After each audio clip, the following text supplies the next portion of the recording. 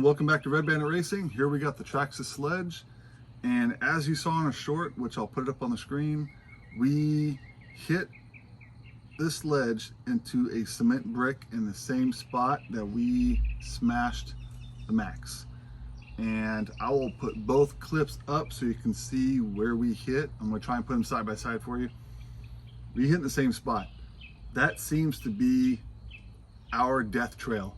That Maxx took a side hit on the side, broke the battery tray, and the battery flew out, and the lid flew off.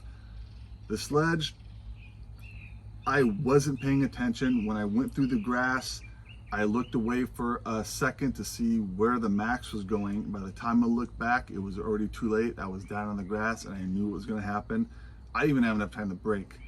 It hit that cement brick head on and smashed the front of the sledge and broke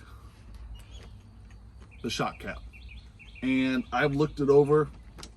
That's all I can see that broke. In this video, I am going to be replacing that with the aluminum shock cap so that doesn't happen again. But I am really impressed with the amount of force that took and only broke the cap. The shock pins that they use are really beefy, and they did not bend, they did not break, it just broke the plastic shock cap. So I got really lucky. I can't find any other problems. The axle still looks like it's in good shape. Even after the bashing, the axle shafts are not bent. So what we're gonna do is we're gonna place that with the aluminum. And if you guys are interested, this is the black. This is part number 9664A, and I did choose black. And I did get in my wheel hubs. I went ahead and got some green wheel hubs to match the body. I'll link these part numbers in the description. I wanted to get green to match the body, even though everything else inside is blue. I kind of wish that the color scheme that they did on these matched the body. I wish the chassis was, wouldn't it be cool if the chassis was green, the chassis brace, the shocks, it just had a green theme? I think that would look really cool. And let's get right into it. I'm going to be using the GoPro to kind of help me out and show you guys what I'm doing. I don't normally use the GoPro for this. I may not have to take them all the way off. I'm gonna check and see about that before we do it. But you know what? All you gotta do is, I believe, you can take this top screw off. Let's put this on a wheel. Yeah, that's it. So this top right screw right here, all you gotta do is use your nut driver. Pull it up. That's a 7 mil, if you're wondering, 7 millimeter. Take that off right there. And there's the broken one. Right there. Alright, so let's go and open this up. Let's make sure we have all the stuff that we need and we don't need any of the inserts. I think I can still use the insert on this. So, but this is going to be part number 9664A, and I did go with the black aluminum. I was going to go with the green, but it looked a little strong. Oh, it did come with them. The color looked a little strong, and I wasn't sure about using that, so we just went ahead and went with the black. The black will look pretty cool, and it does come with new ones. So what we're going to do is we are going to install the new ones, but I am also going to keep these as backups. So what we're going to do is we're going to grab these. These are going to have to be pressed in. So if you do them on a table, it does help. Let's see here, and make sure the flat spot is down. I don't know if you can see that right there. There is a flat spot on these. Make sure that is facing downwards like that. Okay, so you put that on, put it on, press down. It should snap right in. Gonna do that to all of them real quick. All right, now that we got that set up, ready to go, we'll put this one aside because we're actually going to keep that. Put our nuts right there. I may not take these all the way off. I kind of want to see if I can do it without taking the shock off, because I shouldn't have to add any fluid to this. Probably angle it the other way. Might help me out a little bit. So let's go ahead. It does make it kind of hard to grab. I'm going to take them off real quick, guys. It's going to help a lot out when you're taking these apart. I want to be able to grab it and not struggle with it. That way you guys can see what's going on. Let's go and do the fronts first. And remember, the front is 60 weight, so we do have some 60 weight here. So we're going to do with this, let's go ahead and take these bottoms off real quick. The retainers. I'm going to zip right through this for you.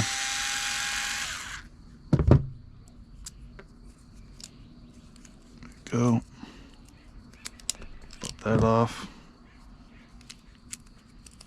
Pop that off. Just like that. While we have them out, we're going to make sure they're nice and clean. Okay, we're going to take that cap off just like that. Keep our rag right here, because what we're going to want to do is take this seal off. Carefully put it down. And we're going to extend this up just a little bit. It's really not low. The fluid looks good. So what we're going to do is we're going to go ahead and top it off. Okay. Kind of doing this one-handed here. Just want to make sure that the inner seal is off. Okay. Just like that. Just a little bit, not a whole lot. You put it on, pull down on the shock a little bit, get some of that extra. I like to pull down on the shock rod because what it does is it creates a little vacuum and holds the seal on. You see a little bit of air that popped out of there when I was tightening it? We saw that. See the little air coming out of there? That's bleeding it. So if you guys don't know and you guys are rebuilding your shocks,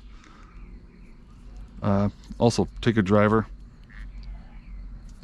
Make sure you tighten that nice and good. Always make sure these bleeders right here are cleaned out.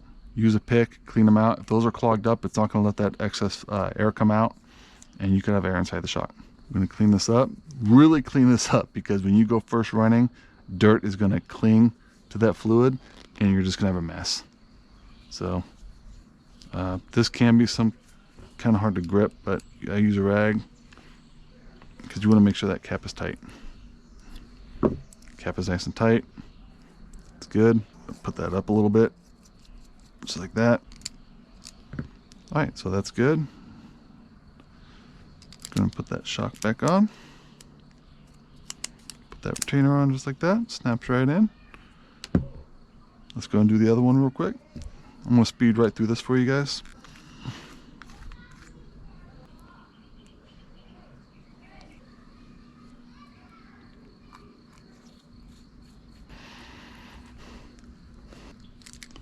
Alright, got that one done. We're going to throw this one on real quick. Adjust these back down to where they were, which was right about there. Always make sure these are adjusted equally, which they are right there. That does it for that. Let's go ahead and put these back on. Let's go throw them back on the car. All right, I like to keep the screws facing up, not down, like that. And I think I do it because if you do it like that, it's really close to that control arm. So that's why I put them up. Put them up. Get the bottom ones in first. It's a little easier, just like that. Go and pop the other side in real quick, just like that. Get that screw. Sometimes you can have to play with it a little bit, just like that.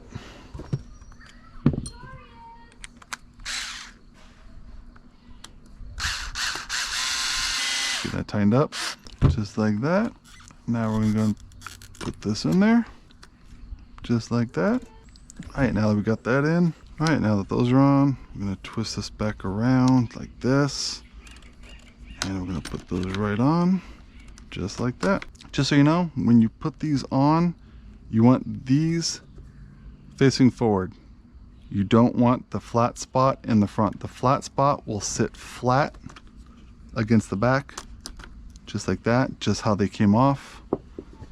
Then we're gonna get the nut right here. Put the nut in that driver. Get that started. All right, so now what you're gonna do is tighten these up. You're gonna put your 2.5 mil driver on the back. That way you can hold it. Get these nice and snug up. The back right there. Nice and snug up. And there you go. That looks a lot better. Obviously you can tell that they're not plastic anymore. Looks real clean. I like that. I'm glad I went with the black. Definitely looks better like that. So I'm really happy with that. Everything's nice and tight. Let's go ahead and get to the rear real quick. All right, let's go to the rear. All right, let's go ahead and pop these off the bottom real quick. I'm gonna do this off camera. That way we can move on from this. And we'll go ahead and put the hex subs on. So we'll be right back. All right, so that'll do it. I'm just finishing up putting them back on. They look pretty nice. I would definitely recommend this if you guys haven't already done it. That took a pretty big hit and it sheared the cap right off. The aluminum ones are a little bit expensive, but if you want to wait till you break one, I mean, that might be the more reasonable thing to do, considering that they're expensive. The only reason we haven't replaced them on the Maxx is because the Maxx are enclosed with the shock tower, with a, you know, they're enclosed like this, and there's really nothing to hit it. It'd be really hard to break them unless maybe the wheel got pulled down and it sheared the top of the cap off. But it's a little bit different on the Sledge. It's more like a buggy, you know, a truggy, but it's more like a buggy where the shocks are open. They do have some braces up here to help protect them, but with the way it hit, I mean, it sheared off pretty good. So, but I mean, everything looked good. I've been checking it out and nothing else looks damaged. But yeah, that looks really good. So got the caps on, everything looks good. I like that a lot better. I feel really good about that. The shocks are really nice. Now what we're gonna do is we're gonna put on some different color splined hex hubs. The actual wheel hubs, splined 8654G. That'll be the green. And for the actual 17mm nuts, it'll be port number 5353A. And then we're gonna throw those on, see how they look. All right, let's get this opened up. I have never replaced these before, so bear with me. Get these opened up, get these parts boxes, get it out of my way. I like how Traxxas packages these. They definitely package them up like they're premium parts, which they are. Pop those out. All right, there we go. Pop these guys out. All right, so there's the nuts. I'm gonna put these aside. Here are the hubs. So we're gonna put these aside. And here's the package of new hardware, which we will use. I will save all the old stuff because it's worth saving. All right, let's check this out. All right, so these pins obviously hold it through there. All right, let's see how this works. I'm wondering if you just knock these pins out. Let me get a different tool to do this. All right, so these do take a little bit of force to come out. So what you're gonna do is, I don't believe you use these. You're gonna have to, I'm gonna use this old bit that we don't normally use anymore. And you're gonna set it right there. And you're gonna punch it out just like that. Just like that. If you have a hammer, use a hammer. Let's get these cleaned off a little bit while we're in here. Just like that. Looks real good. All right, so we're gonna put this aside because they're still good. We're still gonna use those. We'll save them for something else. Let's put these new ones on. Like that, you're gonna take your pin. I'm doing this for the first time with you guys. So we're gonna take a little needle nose pair of pliers right here. Line the hole up. Right there. Now you can, if you have a big pair of pliers, you can actually push that in, which I'm gonna go get, and we're gonna try that. Gonna measure that right there. Let's try right there. Like that. You don't want to grab the threads obviously on that, so you want to grab it to where it doesn't really touch. Squeeze it. Just like that. Squeeze it right in. Now I would take, punch again, your tool.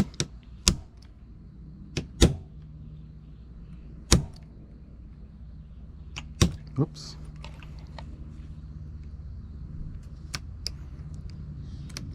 It is a little hard to keep that thing from moving. Just like that. You want it nice and flush, which it almost is. Let's give it a couple more. Just like that. So that's nice and flush on both sides. Perfect. And that's how you put them on. Remember, don't grab the splines. Make sure when you're grabbing this, it's not touching. You don't want it to touch that. You'll end up messing up the threads and it's not going to work. So you're not going to use these set screws. I believe this is for something else. Might be for a different model. Traxxas likes to do that, where you can use these on different model cars, and they usually give you the hardware for all of them, which is great. We'll just have extra set screws. So let me go throw these on real quick and I'll be right back. All right guys, that looks really good. Got those all on. That's all set to go. Let's go and throw these tires on. Let's go through these new wheel nuts on. Let's see how this thing looks. All right guys, it's all rebuilt. Finally ready to bash again. Got the shock caps replaced. Went ahead and put on the new hex hubs. Those look really sweet, guys. It really goes well with the green. Look at that. That looks awesome. That looks awesome. I will get, there's a skid plate that they make for the bottom of the sledge. They make different colors. It's a plate that goes on the bottom to help give a little extra force, keep it from scratching up too. I'm gonna get a green one. I'm gonna put as much green on this as I can. It looks great. I love this. This is a big bad green machine now. I have to say, I love this car. It's a real tie between the Bandit, because the Bandit holds a special place with me. It just reminds me of my first RC car. But this has to be my favorite. It's so versatile, and it's not my favorite because of the speed and power. It's just how it's built. It's a tank. It's got a lot of speed. You can do a lot of cool things with it. You can do nose wheelies with it. It's a beast. I love it. I hope you guys enjoyed the video. Please leave a comment. If you have any questions, let me know. If there's something that you want me to see, if there's something you want me to rebuild or show you how to do it, if you just have general questions, leave a comment, let me know. Thanks for watching. See you on the next one.